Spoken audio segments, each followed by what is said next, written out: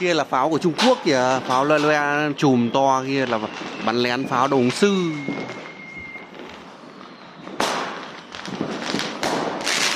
Mấy pháo to đấy đẹp đẹp đấy, như pháo của Trung Quốc ấy.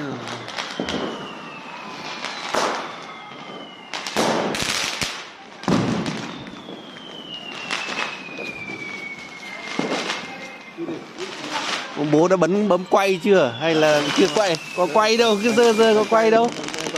Đây là đã quay đâu. Đang quay video rồi. Đâu của bố đang bị lỗi gì rồi.